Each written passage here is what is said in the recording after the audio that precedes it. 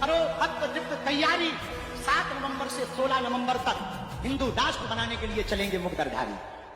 अकबर बाबर की छाती पर रघुवर का नाम लिखाना है।